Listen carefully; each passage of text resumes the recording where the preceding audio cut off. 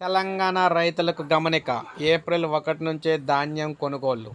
7,000 కేంద్రాలకు ప్రణాళిక. కొనుగోలు లక్ష్యం 60-70 లక్షల టన్నులు.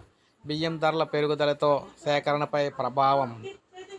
రాష్ట్రంలో యాసంగి ధాన్యం కొనుగోలు ఏప్రిల్ 1వ తేదీ నుంచి ప్రారంభమయ్యే అవకాశాలున్నాయి. ఇప్పటికీ కొన్ని జిల్లాల్లో యాసంగి వరి కోతలు మొదలయ్యాయి. నల్గొండ, సూర్యాపేట, నిజామాబాద్, కామారెడ్డి జిల్లాల్లో కొన్ని మండలాల్లో కోతలు ప్రారంభించగా కొనుగోలు కేంద్రాలు ఎప్పుడు మొదలవుతాయా అని చెప్పేసి రైతులైతే ఎదురు చూస్తూ ఉన్నారు. కొంతకాలంగా బియ్యం ధరలు పెరుగుతూ ఉండడంతో కొందరు రైతులు ధాన్యాన్ని దళారులు అమ్మేస్తున్నారన్నమాట. ఈ నేపథ్యంలో కొనుగోలు కేంద్రాలకు వచ్చే ధాన్యం పరిమాణం తగ్గే అవకాశం అయితే ఉందని పౌర సరఫరా శాఖ అంచనా కూడా వేస్తుంది.